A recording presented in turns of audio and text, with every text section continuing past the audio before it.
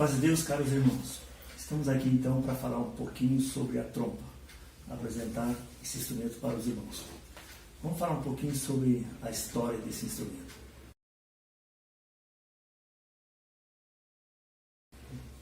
Assim como muitos outros instrumentos de metal, a trompa tem origem também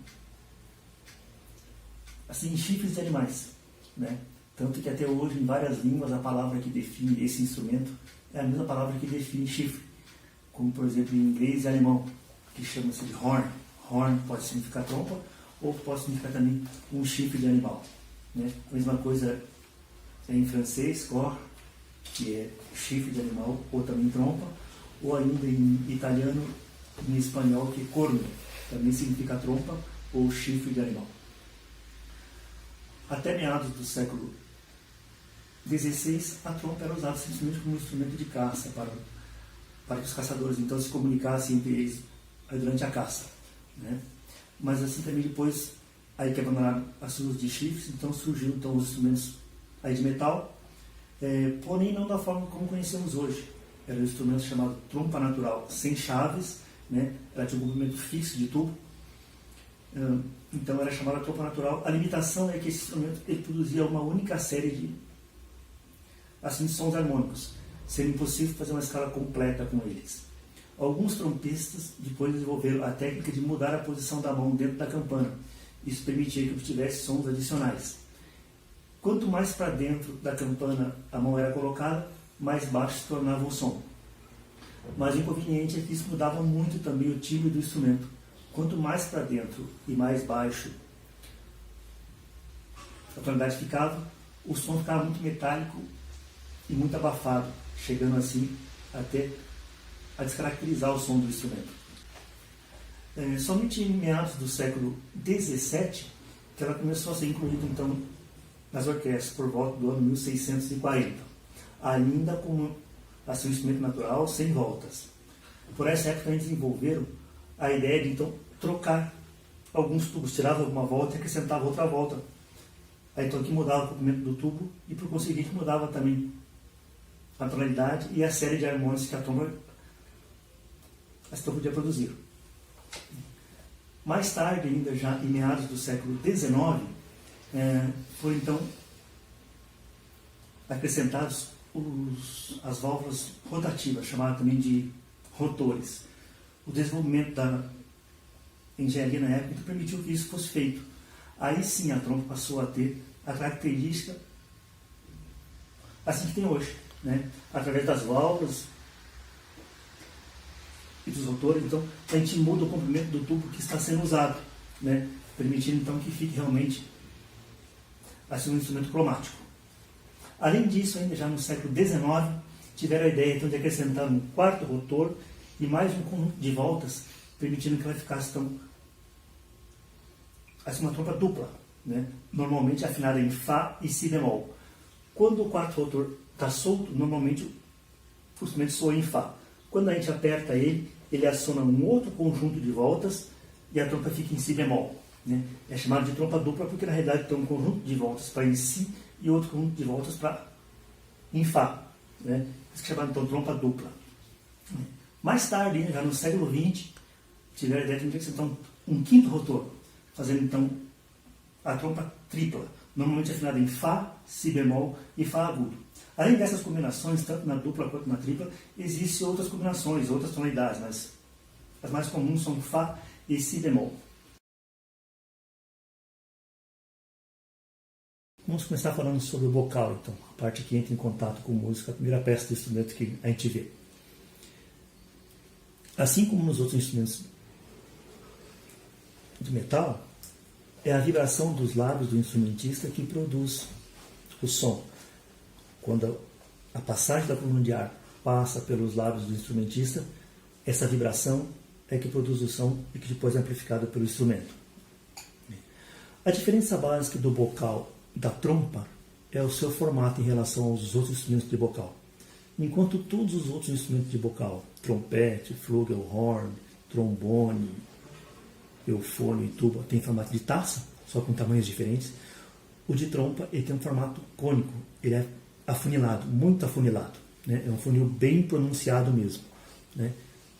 É pronunciado e fundo.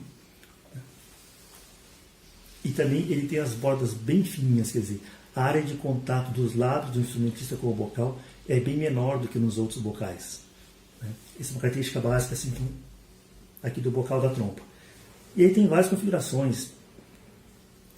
Aí tem funil maior, menor. O básico é, quanto mais estreitinho esse funil, mais fácil de emitir as notas agudas. Quanto mais largo esse funil, mais fácil de emitir as notas graves. Isso ajuda também bastante na hora de tocar certas regiões aí de notas. Uma outra característica muito marcante da trompa, que é, assim, vamos dizer, a principal característica da trompa, é o fato dele ser um instrumento muito cônico. O tubinho de entrada aqui, ele tem uma bitola menor do que o tubinho do trompete. E a saída é muito maior, quer dizer, é um instrumento bastante cônico mesmo. O tubo não é cilíndrico. Ele vai aumentando gradativamente, somente aqui na região das voltas, aqui então que tem a sua bitola fixa, depois ele continua aumentando, até aumentar exponencialmente lá no fim na campana. Essa característica bastante cônica que determina o timbre da trompa, faz com que o instrumento seja muito rico em sons harmônicos, né? É isso que dá o som característico da trompa, essa riqueza de sons harmônicos. Outra coisa também que vamos falar, falando agora então de trompas duplas, né? Existe basicamente hoje dois modos ou duas formas de construção de trompa dupla, né? O sistema Kruspe e o sistema Geyer. Assim, visualmente falando, a gente consegue notar isso pela posição do quarto rotor, que é o rotor que muda a afinação, no caso de Fá para Si bemol. No sistema Kruspe, esse quarto rotor está localizado aqui perto do bocal, bem próximo do instrumentista. Enquanto que na trompa Geyer, que é esse modelo aqui, o quarto rotor está lá na frente, depois dos três rotores principais. O rotor que muda a afinação está lá. A posição que a gente coloca a mão é sempre a mesma aqui. É sempre o dedo polegar da mão esquerda. Mas a posição física do rotor está depois aqui dos três rotores principais. Qual a diferença básica disso e por que existem esses dois tipos? O sistema Kruspe, que é o mais antigo, o primeiro que foi inventado, assim de trompa dupla, e ele tem uma característica de ter assim, um som um pouco mais aveludado, um pouco mais escuro, como se diz, e até levemente abafado, tem menos volume de som. Alguns acham até um pouquinho mais difícil assim, emitir som nesse tipo de trompa. Enquanto que essa aqui, o sistema Geyer, tem um som mais brilhante, tem mais projeção, como se diz, né? E tem mais volume de som também. E eu, particularmente, acho essa mais adequada para nossas orquestras. Mas também essa diferença é muito pequena, às vezes quase imperceptível. Também tem outras características também do instrumento que determinam assim um pouco isso.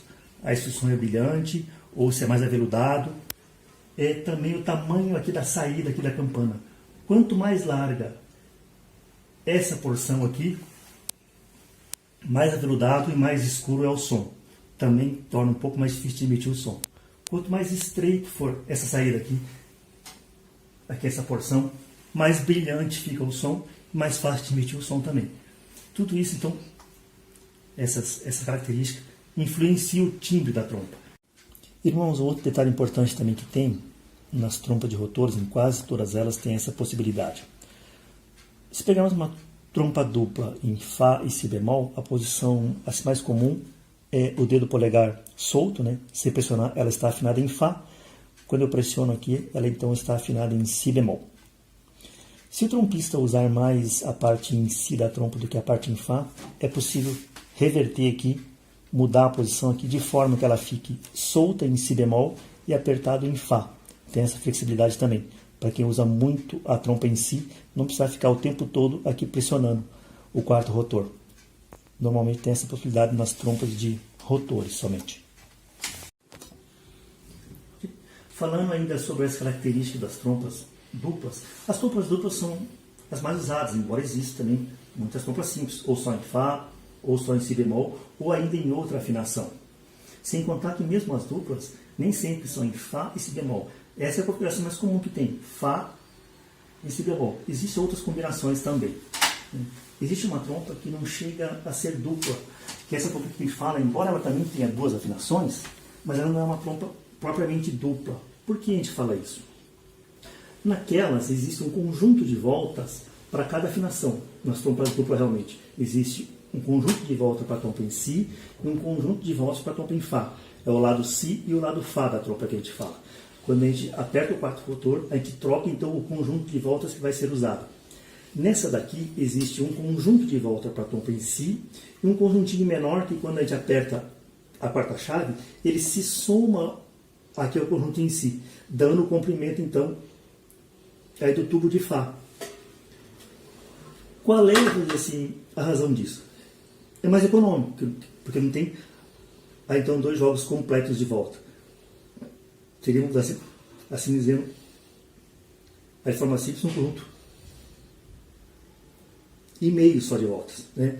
Então a parte Si somado com um pedacinho outro aqui dá então o comprimento do tubo em Fá. Outra vantagem desse instrumento aqui é que ele é mais leve que o outro. Como tem menos tubo, é mais leve. Então é mais indicado para crianças, assim, jovens, menores, né? Mas a desvantagem é que perde muita qualidade de som. Porque cada vez que o ar entra e sai dentro aqui dos pistos ou dos rotores, ele está perdendo qualidade, né? Nesse caso, então, ele entra, a cada volta, ele entra duas vezes no pisto e sai de novo. Isso faz com que perca qualidade de som também. Ainda falando sobre as características de construção da trompa, é muito comum, em quase todos os casos, as trompas usam rotores, desde o princípio, né? Ao invés de pisto, como essa aqui. A diferença básica é que a construção com pisto é uma construção mais simples, mais barata, também diminui o custo do instrumento, né? E o rotor é uma construção mais cara, uma manutenção assim, um pouco mais exigente também. Mas por que também, além do fato de ser uma tradição na trompa, mas por que também, além do fato de ser uma tradição na trompa, a trompa usa rotor? Pelo tipo de transição que ela dá entre as notas, pelo tipo de articulação que ela propicia, ao invés de pisto. O pisto, além de ter um movimento maior, ele propicia mais assim, uma mudança mais pronunciada de uma nota para outra. Inclusive também ele pode, em alguns casos, alguns instrumentistas usam até metade só do pisto aqui, para fazer algum efeito que é usado em música popular, jazz, que não é o nosso caso. Enquanto que a trompa, aqui o movimento é mais curto, né, e a forma do movimento também propicia mais passagens de legato. Como a trompa, depois que foi desenvolvida, já era sempre assim, um instrumento mais de orquestra e também de sinfônicas, então o fato de ter rotor é mais propício para isso, então, para tipo de passagens em legato, o que também é muito importante para nós como músico da congregação, né, já que essa é a forma que a gente basicamente toca, em legato.